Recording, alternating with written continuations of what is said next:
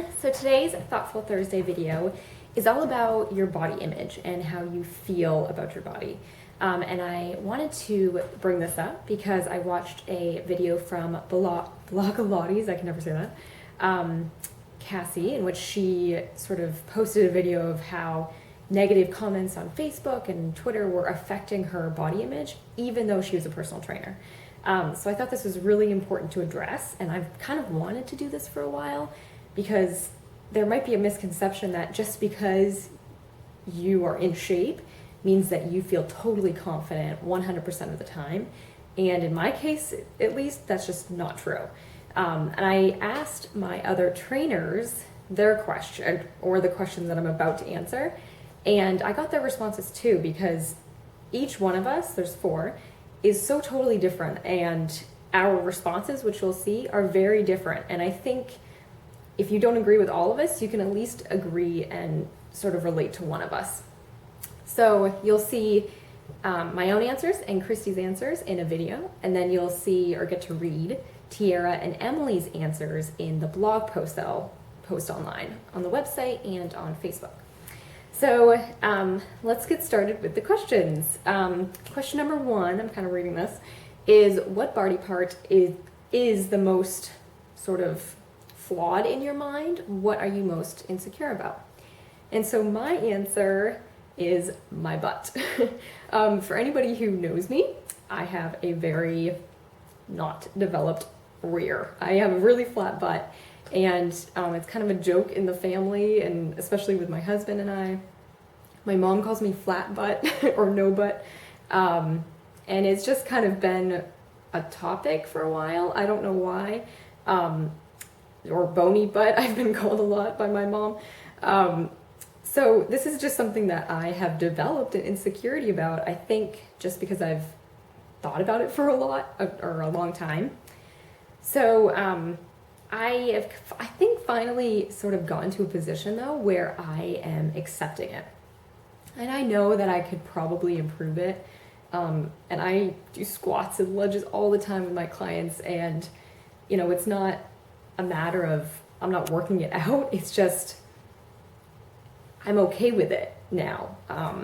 I used to look at pictures of other women, be like, oh my gosh, I'm so jealous, and I still am. Like, if I could have that, I would love it, but I think I'm more okay with not having it because I like what I have, or lack what I have.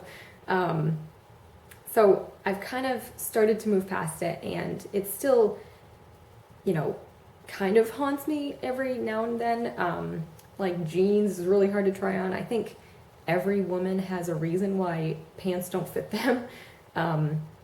And height and lack of butt is one reason why pants do not look good on me. But when I find those jeans that look decent, I get really excited. So I guess that's a good thing. So next question. How do you feel when you look at other women in fitness magazines or social media? And this one, I sort of asked the girls because I felt, at least the last couple weeks, like I literally felt not great about myself. I don't really know why that was, but the last few weeks, I think, honestly, this has to do with my bathroom. In my bathroom, I have a few fitness magazines, and on the cover, there's beautiful women, and they're in bikinis, and they have flat stomachs and awesome boobs and good butts and stuff. Obviously, the butt issue still comes up. And I found myself, because it's in my sort of sight all the time, found myself staring at it a lot. I wasn't even picking it up to read it. I was just looking at the cover a lot. And I think over the course of a couple weeks, this got to me.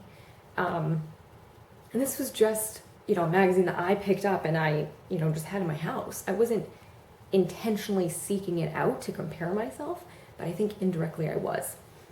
So what I did recently was I just flipped over the cover. I just, because I still like the magazine, there's workouts and nutrition stuff, so I don't want to throw it away. But I just flipped it over because I don't want to keep staring at it. I don't want to keep looking at it.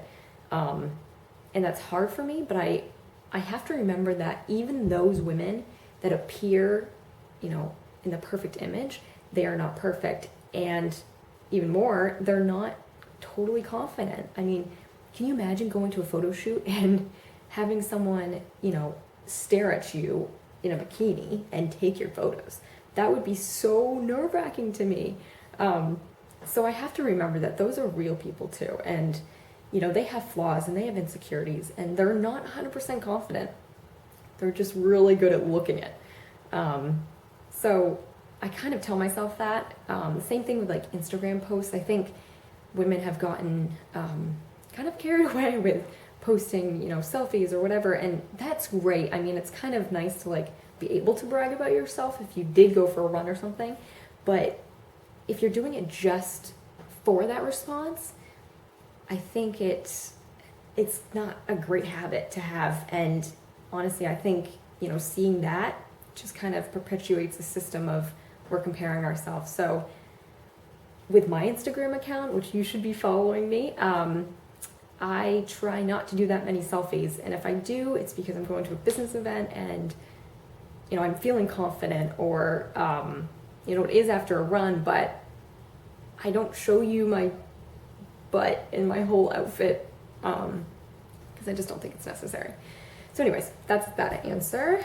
Number 3, if you had a daughter, what would you say to her if she told you she was fat? I don't have children yet. All of my 3 trainers do, so their answers are a little different, but I can only imagine what I would say. And I go back to one of my favorite movies, The Help, and I think about how Aibileen, she's like the main character of the movie, she tells the little girl that she cares for, is like her nanny, a certain thing every day, I think when they wake up. She looks right at her and she says, "You is beautiful," or kind, "You is kind, you is smart, you is beautiful." And so I take that as, you are not only beautiful, but you were also kind and you were also smart. And I mean, I would try to portray that to my daughter. I would try to bring up the fact that, although she is a physical person, that's not all she is. She has a mind and she has a heart, and those things are just as important.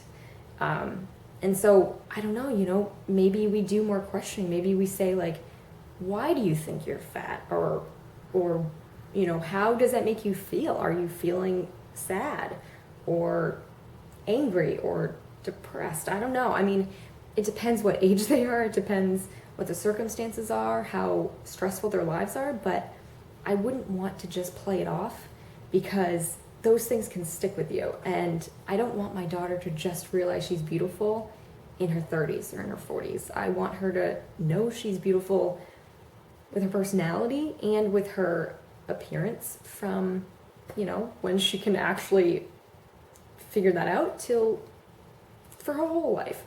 I don't want it to just be something she realizes when she's an adult. And the other thing is, how am I treating myself?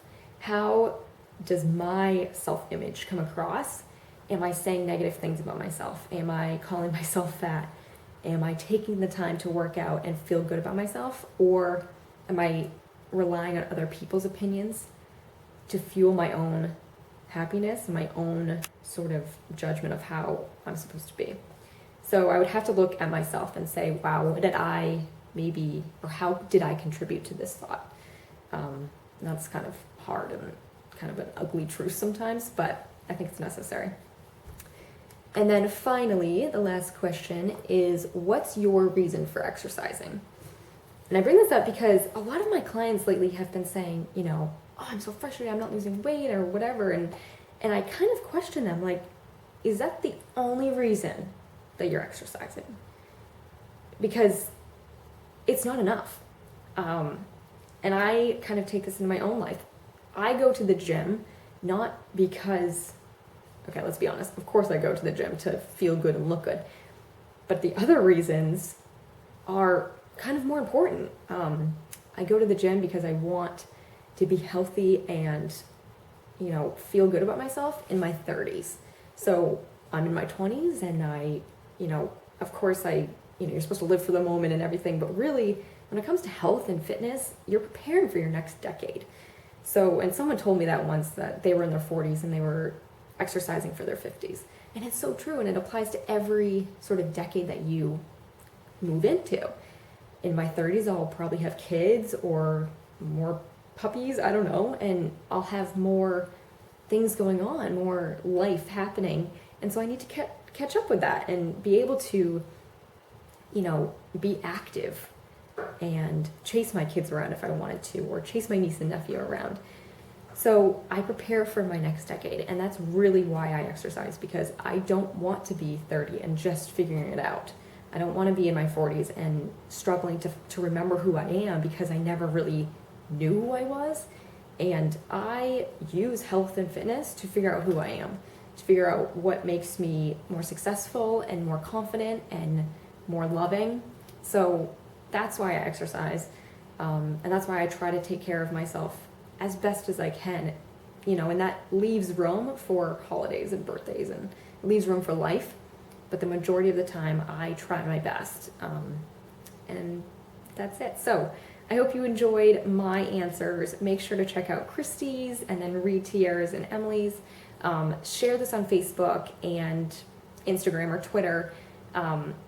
Tag someone who may be having a hard time, and you want to kind of put this message out that they are awesome, and maybe they're on a weight loss journey, but they're doing it and they're trying their best to stick to it. And, maybe along the way, they're going to feel more confident about their body and who they are.